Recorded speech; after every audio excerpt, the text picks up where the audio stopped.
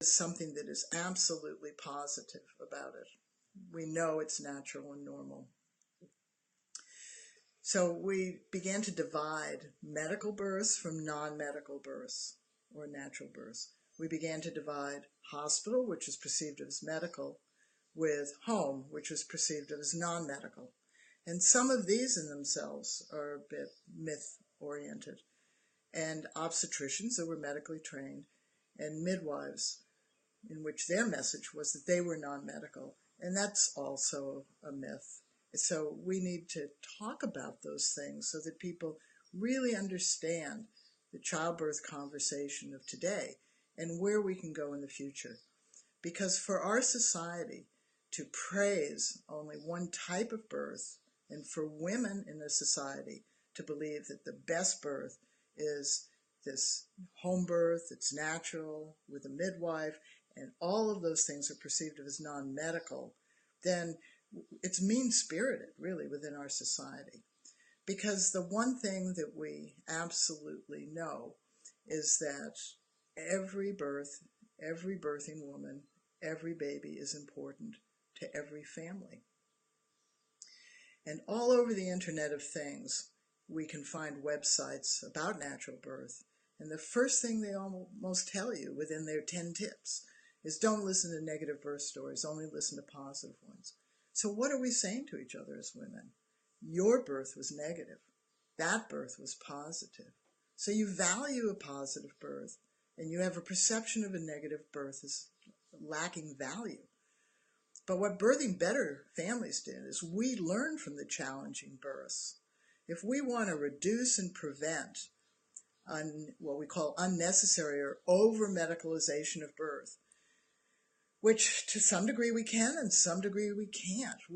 There is very few people who want to remove pregnancy and childbirth from modern medical care. That's just the reality of it.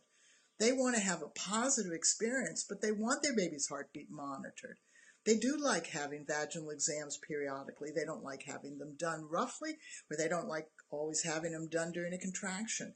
Women having non-laboring cesareans want to have an enriched and powerful birth. Come on, women. We have to just stop this, okay? So let me see where my notes are. Okay, so I've gotten through the positive birth stories and natural birth things. Okay, so we are not a movement. Our message is very clear as Common Knowledge Trust, is that every birth and every birthing woman and every baby is important to every family. And that has to be the bottom line in society. We cannot reduce birth down to a hierarchy of better and worse. That's not okay. So let me scroll down. I also am not a person who single-handedly developed another method around childbirth. There are a lot of those. There are a lot of famous people who've developed their methods from their experiences. What I do is I carry the skills that were developed in the early 70s and through the 80s and even into the 90s. They were developed by hundreds and hundreds of fathers and mothers. Yes, you heard the word, fathers and mothers, or men and women. They asked me to carry them forward. I knew that we were touching something that was so core, fundamental, because it was based on what we share as human beings, which is our common body knowledge. And this is where we will eventually start to talk about it more. So in this mummy war stuff of hospital birth versus home birth, or obstetricians versus midwives, or medical versus natural births, around pregnancy we have an either or. You are either pregnant or you are not pregnant. But it stops there, because 100% of pregnant women will give birth. There's no or to that. You can give birth by having a miscarriage. It's still the birth of your baby. Or an abortion. It's still the birth of your baby. We know that.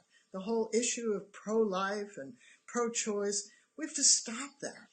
It is our choice, and sometimes we don't have choices. So the birth of our baby is not an either or. It is the birth of our baby. And to reduce it to an either or is, as I said, it's just mean-spirited. We can't do that as women to women. We have to elevate each other.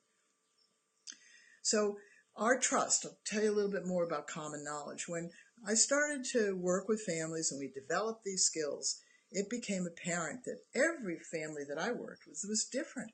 I can't determine what their birth's going to be like. I can't make their choices. I can't hold their hand when their choices don't unfold. I can't do anything about anything. But we all blink, we all cough, and we can all tighten up our rectum.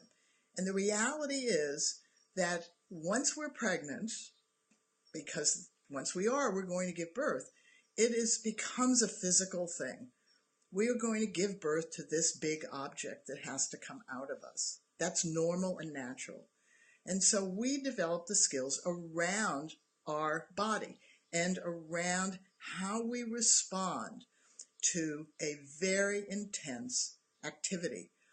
Honestly, if you're driving to the hospital and going to be prepped and have a surgical birth, it's still intense. You have anxieties, you have excitements, you have fears, you have to spend time doing this. All of us could use skills. The skills aren't linear because we're not linear. We're three-dimensional. We breathe. That's not the same as tightening up your rectum. We develop teamwork because we consciously work well with people. That's not the same as knowing what positions deal with the 4 types of tension that's specific to our body, but is general to all of us. And men feel the same things. So the common knowledge in Birthing Better is about approaching all pregnancies as though it's an activity that you're going to do normally and naturally to birth your baby, no matter how you do that.